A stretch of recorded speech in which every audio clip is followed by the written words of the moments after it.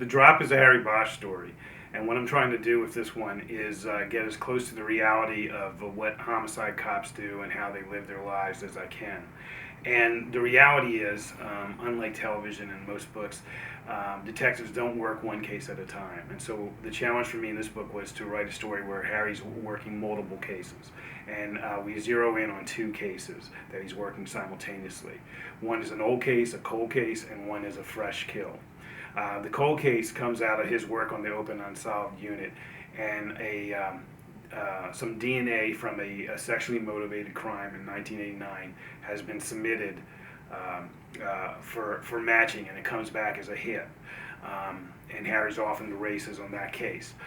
There's an anomaly involved, however, because the match is to a sexual predator, so that looks good, except the sexual predator was only 8 years old in 1989. So Harry has to figure out what that means, whether there was a screw up at the state forensics lab or something else is at work here. So at the same time he's working that, he also gets assigned to a brand new case that has many political implications. A man has either fallen, been pushed, or just accidentally slipped from the top balcony of the Chateau Marmont Hotel on the Sunset Strip. And Harry is called in because it's the son of City Councilman Irvin Irving, who you may know as one of Harry's longtime nemesis. And he wants Harry on this case and uses his political muscle to put Harry on this case because in a weird turnabout he believes that Harry's integrity and his relentlessness will help him find out what happened to his son. So these two cases weave around each other almost like the double helix of a DNA strand and never really quite connect. And we ride with Harry towards what we hope is a conclusion in both cases.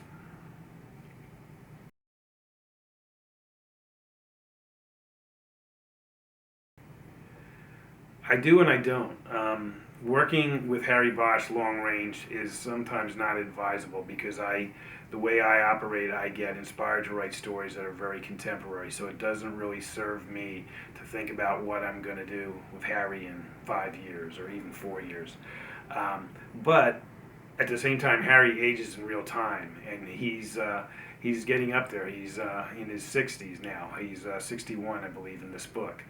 And so that means I don't have a lot of time with him, so I should be planning the future. And in The Drop, one little side story in it is about Harry kind of working out how long he gets to stay in the department because Harry's a man on a mission, and this is what his life's about, and so he wants to hold on to this for as long as he can.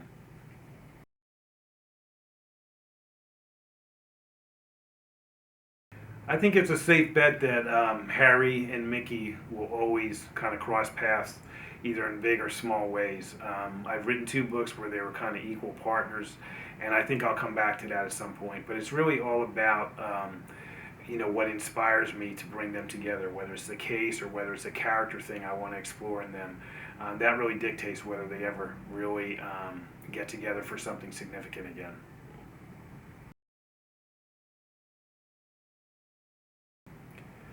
It's hard to pick a favorite of my books, all my books, or even just of the Bosch books. You kind of live in the moment. I've spent a lot of time on The Drop. Obviously, recently, it's very much in my mind. I set some challenges out for myself that I hadn't before, and so I feel pretty good about what I've done. So at the moment, it might be my favorite. But I think there's a nostalgic favorite in this is going way back to The Last Coyote. Because that's a book that's really about the center of Harry's character, why he's the way he is, why he's even a detective. It's all kind of wrapped up in that book, and so it may be the most significant in the series. So that's one of the favorites too.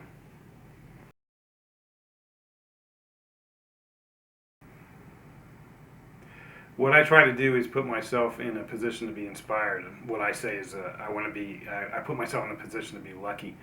I really take from the people around me. So I spend a lot of time with cops, and I spend a lot of time with lawyers, and they tell stories. They're all good storytellers, and they might not tell a story knowing it's what I'm looking for, or they won't realize that their story has the little thing that I'm looking for.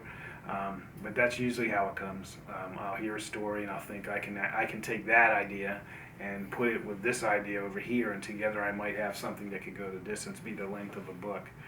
And it's really like that. I mean, I was formerly, before I did this, I was a reporter, a newspaper reporter. I still pretty much act like a newspaper reporter, ask questions, sit back and wait for the answers, and every now and then one of those stories, the light bulb goes off over my head.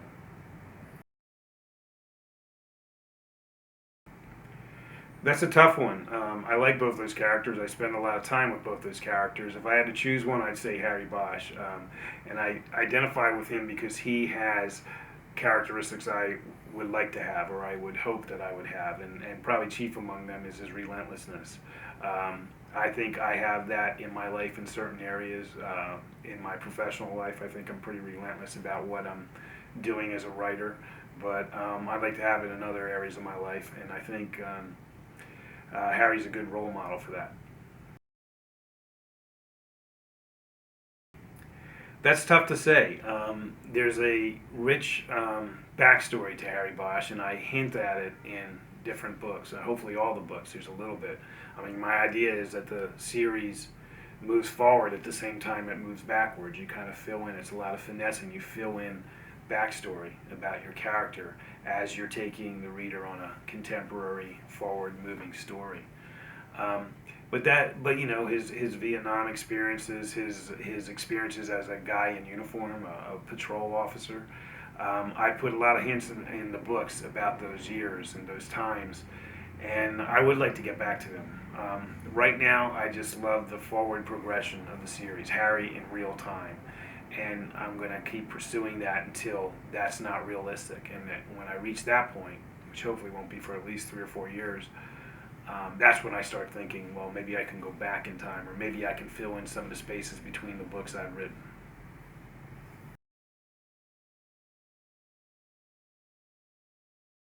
I don't think it matters what kind of story you're writing, whether it's a crime novel, romance, whatever. The writer takes from their own lives, and so you can't help as you grow older, change your worldview, maybe gather some more wisdom. That ends up in your books. I have I think, a pretty close connection with Harry Bosch in terms of some of our experience, most particularly fatherhood. And what I'm going through, Harry Bosch goes through because our daughters are the same age. And so you can't help but move your life little by little into your characters. I would say going way back when Harry was new to me, he was quite different from me. And I'm talking about worldview. I've never been a cop. I don't have his kind of history or anything like that, of military service and so forth. I don't have anything like that in common with him. But I do share, I think, the same worldview now. And that's come from, I've been writing about him for 20 years. I've been living for 20 years. I've changed over 20 years, and so has Harry.